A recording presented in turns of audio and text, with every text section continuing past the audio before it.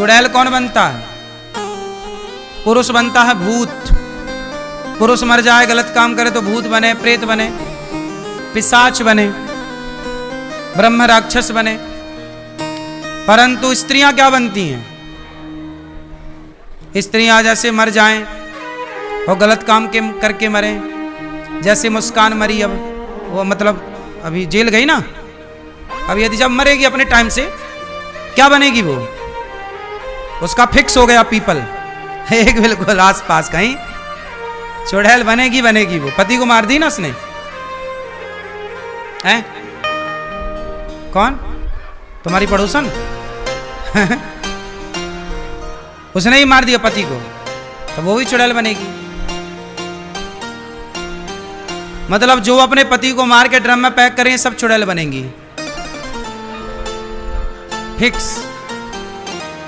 और जो सास को परेशान करती हैं वो भी चुड़ैल बनती हैं। है क्या सही बनती हैं? हाँ।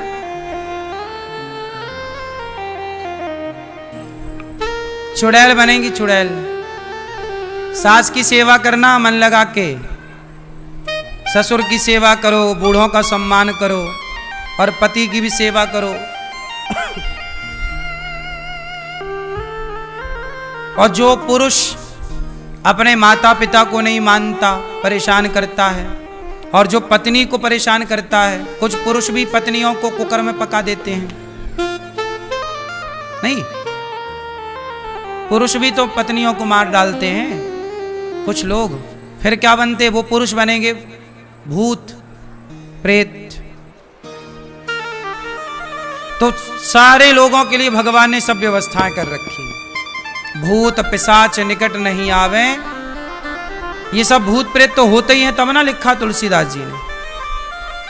सब योनियां हैं, सब कर्म दंड तो भोगने ही पड़ेंगे। बचेगा कौन? बचा कौन है कि तुम और हम बचेंगे? इसलिए मेरी मां, कर्म गलत ना हो, कर्म गलत ना करो। शंकर पार्वती बैठे अब बड़े भाव से,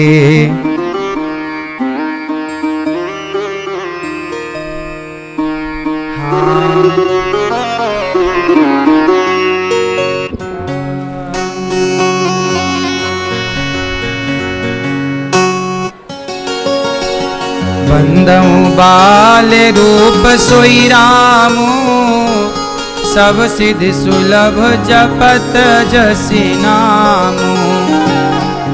मंगल भवन मंगल हारी, द्रवहु सुदशरथ अजीर बिहारी। मंगल भवन मंगल हारी, द्रवहु सुदशरथ अजीर बिहारी। करे प्रणाम राम ही त्रिपुरारी, हरषि सुधा सम गिरा उचारी।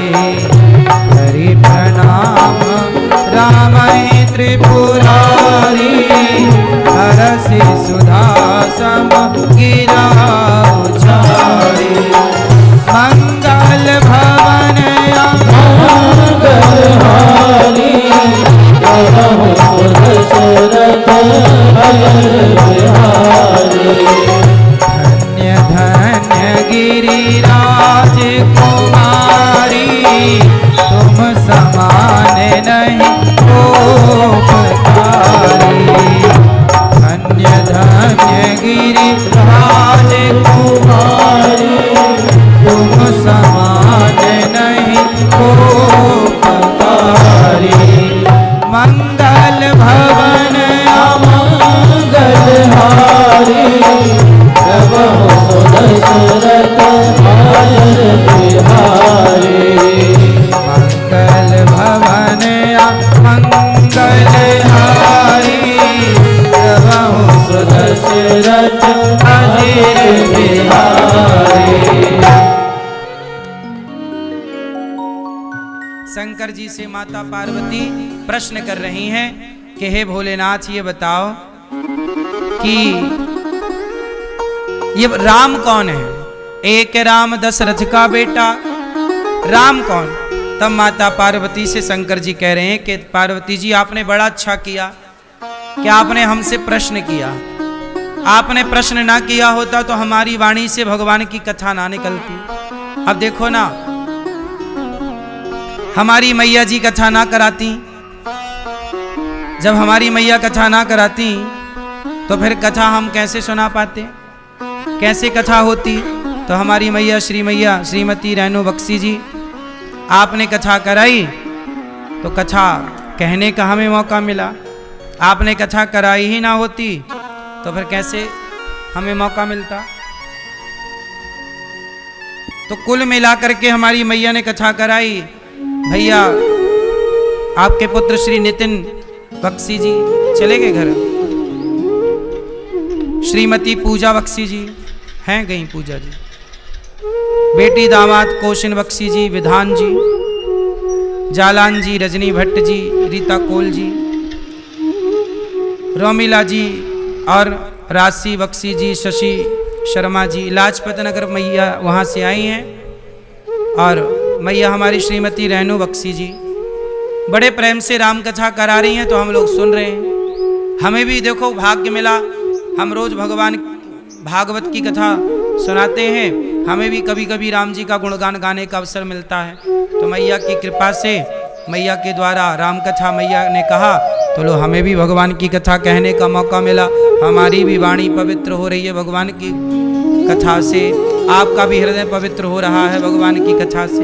तो कथा दोनों को पवित्र करती है, श्रोता वक्ता दोनों को। इसलिए अपने कानों से भगवान की कथा सुनना सीखिए और जब भी बोलिए तो भगवान की चर्चा ही करिए।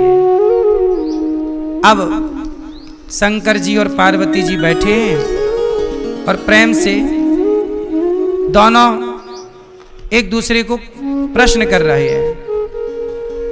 अब शंकर जी प्रेम से प्रार्थना कर रहे हैं, मंगल भवन अमंगल हारी, द्रवहु सुदशरथ अजिर बिहारी।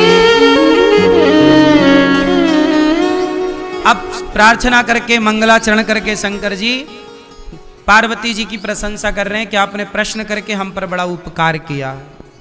आपने रघुनाथ जी के बारे में पूछा है, तुम रघुवीर चरण अनुरागी, तुम्हारे हृदय में भगवान के प्रति प्रेम है, तब तुमने ऐसे प्रश्न किए हैं, परंतु ऐसे प्रश्न कोई करता नहीं। पार्वती जी से शंकर जी कह रहे हैं, जिन हरि कथा सुनी नहीं काना, श्रवण रंध्र अहि भवन समाना।